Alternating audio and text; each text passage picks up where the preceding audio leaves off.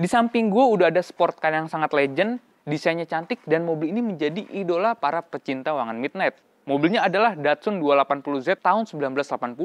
Atau bisa dibilang, ini Fairlady Z generasi kedua. Dulu ya, karena banyak orang yang masih belum ngerti, harga mobil ini tuh murah banget. Tapi sekarang, harganya itu udah tinggi banget, gelap, dan diburu para kolektor. Untuk harga pas gua dapet, masih di bawah 50 juta sih, itu tahun 2004 ya.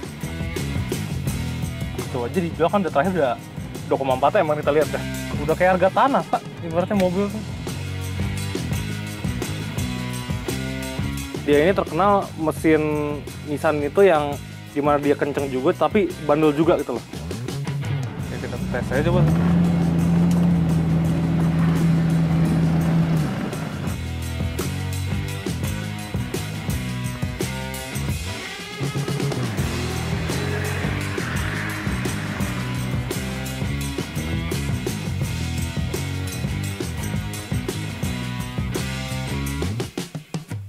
Karena mobil yang kita review ini adalah hasil ekspor dari Jepang, makanya namanya itu Datsun.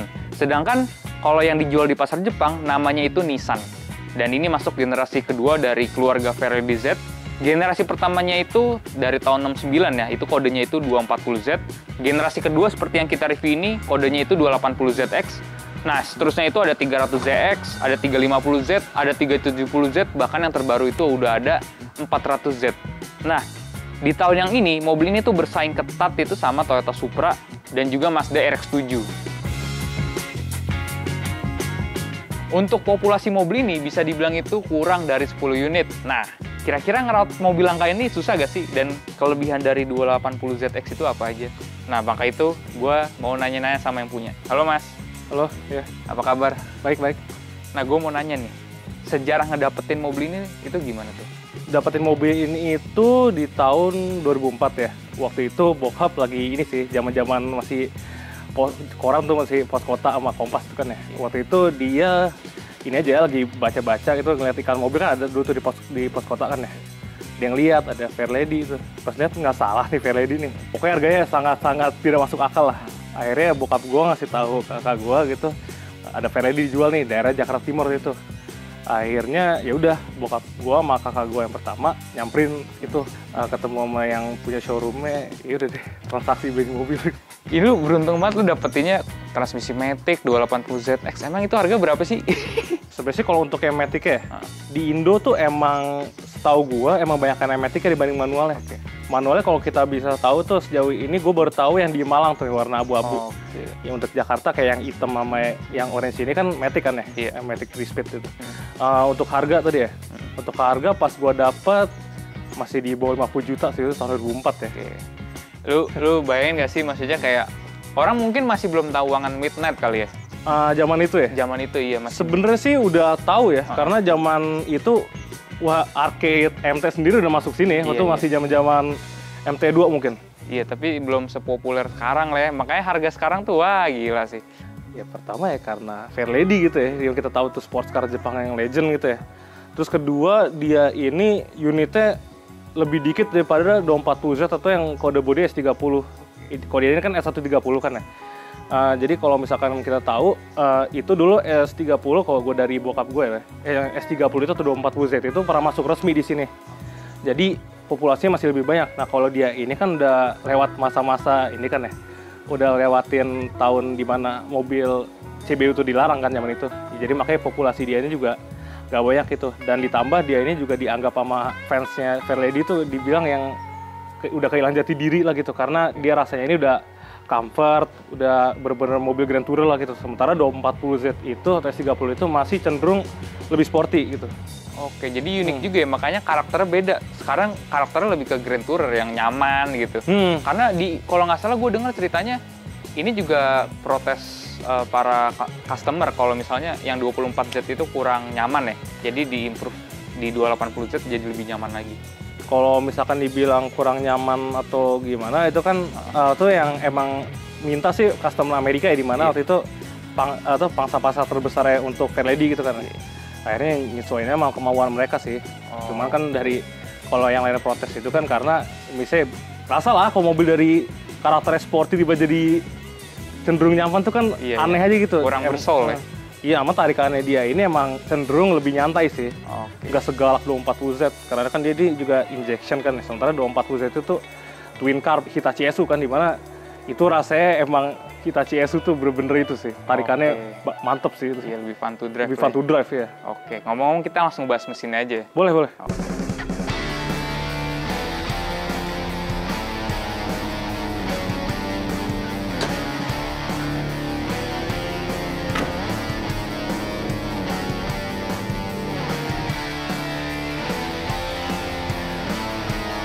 Oke, jadi ini adalah mesin legendaris dari Nissan, kodenya itu L28E, 2800 cc, 6 silinder, SOHC, tenaganya itu sekitar 138 horsepower, dan torsinya itu 205 Nm. Nah, mesin ini tuh gampang nggak sih ngerawatnya ini? Ngerawatnya? Jujur sebenarnya untuk mesinnya sendiri itu kuat sih sebenarnya. Dia ini terkenal mesin Nissan itu yang dimana dia kenceng juga, tapi bandel juga gitu loh. Oke.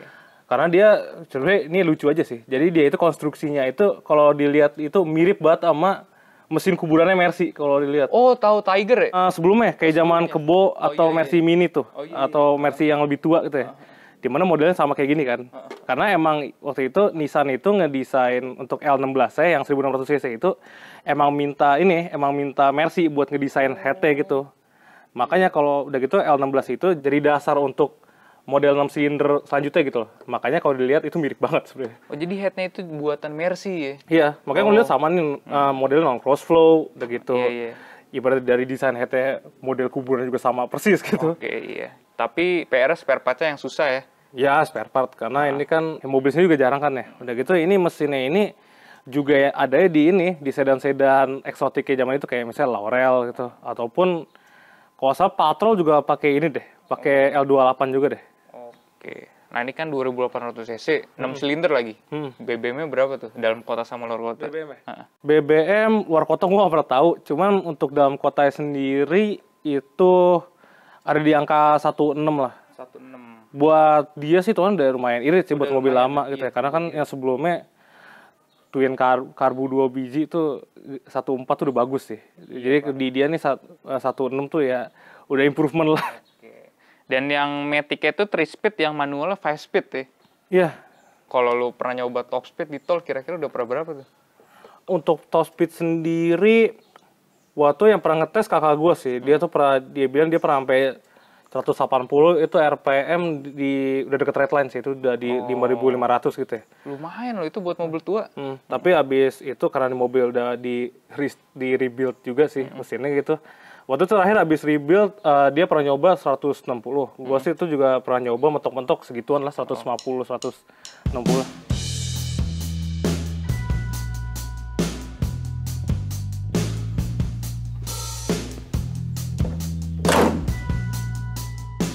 Nah, desain mobil ini gue suka banget nih, Mas. Karena ini kayak sport car tahun 60-an, kayak Ferrari 365 Daytona ya, bener ya? Iya. Nah, karena ini yang 2+ tuh, makanya long wheelbase ya. Jadi dia ada kursi belakang.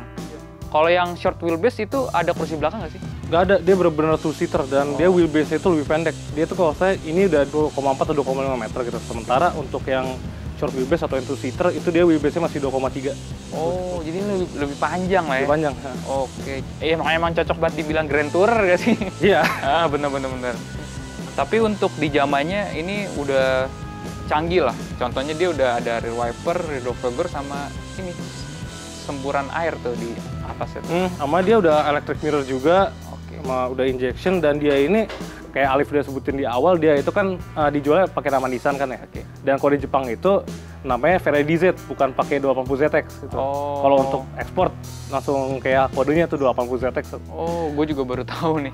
Nah kalau misalkan bedanya JDM sama yang USDM atau yang untuk pasar lainnya, kalau JDM itu dia ada varian 2 mesin, di mana dia itu ada yang 2000 cc turbo, begitu sama yang 2800. Kalau yang untuk pasar ekspor dia ada 2800 saja sama yang turbo gitu. Oh, jadi ini sebenarnya 2800 cc ini ada yang turbo juga ya? Ada, itu muncul tahun 81 sampai 83 Mas.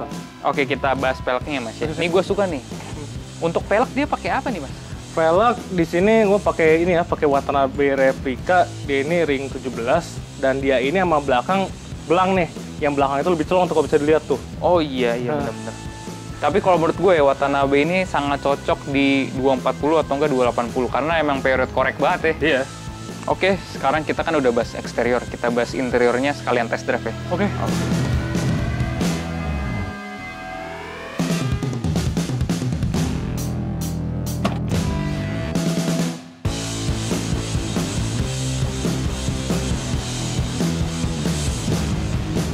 Oke, sekarang kita udah ada di dalam interiornya. Gue suka banget nih interior bro, karena desainnya itu klasik dan semua serba fungsional. Nah, yang gue suka itu di tengah-tengahnya ini ada kayak 3 gauges itu apa aja? Ada jam, terus ada... Oke, kita start dari paling kiri dulu ya. Dari paling kiri gue nih. Ini ada jam. Terus tengahnya ada voltase aki. Terus ini ada oil pressure sama oil temperature. Cuman ini udah mati ya. Terus sama di tengah normal. Dari sebelah kiri ini ada fuel meter, terus speedo, RPM, tachometer, terus sama terakhir nih water temp ini. Oh, lengkap juga ya indikatornya. Lengkap indikator sih. Saya juga banyak sih indikatornya, cuman karena ya mobil lagi hidup jadi nggak hidup juga sih saya. Oke. Dan ini mobil sebenarnya basicnya udah ada AC dan pengaturnya cukup lengkap juga ya. Ada arah sembur sama open close air dan ada heaternya juga. Enak lah. Ada. Sama nih ada tombol yang unik kan, selain di sini kan ada lighter ya di sebelah kanan. Nah, ini ada tombol apa nih, Mas? Ini buat jadi suara audio tuh ntar dia ke dari mana gitu munculnya gitu. Lebih condong. Surround system ya. Oh iya. Canggih loh di zamannya loh. Tahun 80-an. Lumayan. Sama untuk pengaturan spion elektrik ada di tengah sini. Iya, di tengah sini deh. Untuk kiri untuk kanan ada deh. Oke. Nah, dia ini Matica 3 speed ya. Rasionya panjang-panjang berarti. Rasionya panjang-panjang. Dia tuh ibaratnya mobil Jepang itu biasanya gigi terakhir final gear kalau misalnya kita ngaji ke Kijang, Dex yang masih lama-lama tuh biasanya ini kan gigi 5 tuh udah RPM 80 RPM udah 3000 kan. Nah, kalau dia ini lebih condong kayak Eropa sih. 80 itu RPM masih di 2500 lah. Oh, berarti enak buat cruising ya. Buat cruising enak, cuman bukan buat yang high speed gitu. Oke. Nah, di tengah sini juga ada laci ya. Laci. Iya, ada laci sih. Sama di belakang sebenarnya ada tempat duduk yang kalau dilihat-lihat sebenarnya nggak terlalu luas, tapi buat anak kecil gitu masih lega loh ini. Masih lega sih, masih kalau kata abang gue sih ya perempuan masih bisa masuk lah maksudnya. Oke lah, nyaman. Di door trim cukup simple, dia udah ada power window juga ya, enak. Nah, ngomongin jok, kayaknya jok ini udah nggak standar ya bro. Ini jok pakai apa? Ini jok, gue pakai Recaro-nya Subaru Impreza yang zaman itu ya. Makanya kalau dilihat nih rada kayak deket banget yang door trim. Sebenarnya nggak sesuai sih. Ini apa tuh? Ini kegedean joknya sebenarnya. Tapi overall gue suka sih interiornya, dia udah defogger, ada lampu baca, sama ini apa nih? Ini lampu itu, juga ya? Nah, itu lampu spot tuh, biasanya mobil-mobil lama yang ada. Kayak buat nyorotnya lebih tajam lagi? Iya gitu. Cuman sih biasanya penyakitnya sih kalau udah umur segini udah redup sih biasanya. Iya. Lebih terang lampu ini, lampu kabin lebih terang gitu. Nah, itu kalau dari interior. Nah, kalau ngebahas test drive, dari tadi kita udah jalan, ternyata mobilnya nyaman banget loh. Gua nggak expect bisa senyaman ini. Pertama, dia bantingan suspensinya empuk. Iya, karena dia ini kan udah Grand Tourer kan. Iya. Jadi emang lebih diincer nyamannya gitu. Kenyamanan. Tapi ini independen nggak sih? Iya dong. Full independen 4x4 ya? Depan McPherson, belakang independen. Oh. Nah, di depan ada posisi tidur, kita tes nih. Gila ini empuk banget sih lewat posisi tidur sih. Emang independen ngebantu banget buat keempukan sama handling sih. Sama handling. Emang untuk maintenance-nya emang dia lebih bushingnya banyak. Cuman ketika lu nikungnya asal dia mobil masih bisa inilah, masih bener. Cukup bagus handlingnya itu. Iya. Meskipun Ferrari saya generasi pertama generasi kedua itu handlingnya tidak sebaik yang kalian kira gitu sih. Jadi ini mobil itu bebannya itu masih lebih baik di depan. Jadi belakangnya bener-bener gak ada beban gitu loh. Ini pun mendingan karena kakak gue masang subwoofer gede di belakang tuh ada 2 tuh. Jadi subwoofernya tuh ada fungsi lain selain daripada suara, yaitu balas juga buat mobil. Oke. Oh, berarti potensi oversteer-nya nih mobil gede banget. Gede. Ya? Nyampe kayak Cisucia pun juga bilang nih mobil tuh yang pembalap yang zaman itu bisa bawa tuh jago pasti. Terus untuk mesin, nah mesin menurut lu performanya cukup gak sih buat dipakai hari-hari? Performa ya? Heeh. Ya kita tes aja coba. Tarikannya sih ya oke lah. Oke lah ya. Pada zamannya sih kencang dan karena responsif. torsi gede sih. Torsi gede. Tadi ngegasnya pelan juga kan ya? Enggak sih dikit doang, sebenarnya seperempat doang. Oke, kelemahan di mobil juga satu lagi nih. Apa? Kelemahannya apa nih? Blind spotnya banyak banget. Oh, blind spot. Tapi yang depan dikit sih, yang belakangnya dong. Iya, belakangnya iya sih. Ya depan kalau blind spot bahaya dong. Iya, iya. Iya kan kita harus nyetir ngadep depan. Iya, benar. Oke. Ini kalau ngomongin harga pasaran berapa nih sekarang? Harga pasaran Iya. ya? Nah itu udah gelap banget. Kita contoh aja kita ngeliat yang dijual di pasaran itu yang warna hitam tuh. Oh iya, Yang hitam lah 240 pokoknya. ZX 83 ya. Itu aja dijual kan udah terakhir udah 2,4 emang kita lihat kan. Di bawah TP sekarang udah MM dan 2 gitu. Udah kayak harga tanah, Pak. Ibaratnya Iya, mobil iya. tuh. Yang lucu, nah 240Z S30 juga dijualnya udah segituan juga harganya. Makanya harganya udah ngaco banget tuh mobil. Kalau Gua pajak berapa? Pajak ya? Heeh. Pajak kayak di bawah 1 juta lah. Tadi gue cek STNK 600.000. Iya. Murah banget. Mesinnya gede, hampir 3.000, tapi gara-gara tahun jadi 600.000. Ya sebenarnya kalau beli mobil ini mahal di awal doang. Mahal di awal dan lu nemu unitnya udah bagus banget sih, gitu aja. Biasanya nemu unit juga ownernya juga mau jual atau enggak kan. Iya, nah itu dia masalahnya. Lu ada duit, ownernya belum tentu mau gitu. Nah itu kalau masalah lu pengen main mobil tua tuh, apalagi yang aneh-aneh ya. Iya. Owner belum tentu mau lepas, meskipun lu tawarin duit kayak gimana gitu ya. Kalau dia emang nggak rela, ya udah tuh mobil gak bakal lepas. Kecuali dia emang niat itu kayak jual santai atau enggak. Kalau dia mau ya udah silahkan gitu. Beda, iya. Itu masih bisa dapet lah gitu. Nah, gue mau nanya nih sama lu nih, Mas. Selama melihara ini suka dukanya apa nih, Mas? Untuk sukanya sih ya karena di mobil di bawah 10 unit ya di Indo ya. Iya. Jadi kayak bener-bener berasa uniknya kalau ke jalan dan pasti orang nengok. Bahkan suka ada yang ke car spotting juga gitu. Iya. Pagi lagi lewat Buna tuh, ibaratnya car spotter langsung tengah jalan itu kan ya. Terus kalau misalkan dukanya gitu ya, dukanya nih mobil pernah kebakar sih tahun 2018 nih. Tuh habis itu ya udah masuk bengkel 6 bulan dan akhirnya ya udah keluar udah kayak gini. Sisanya sih tapi tuh habis dari bengkel masuk ke ini lagi sih buat benerin pengapiannya lagi sih. Sudah sih normal kayak gini. Oke, jadi sebenarnya nih mobil udah banyak sejarahnya ya di Udah lu ya? banyak. Lu nggak mau jual lagi berarti ya? Enggak lah, udah jadi bagian keluarga ini kalau bisa gue bilang. Oke. Jadi thank you Mas sudah boleh di review mobil Mas. Iya. Sampai jumpa di video mobil tempur berikutnya. Dadah. Siap.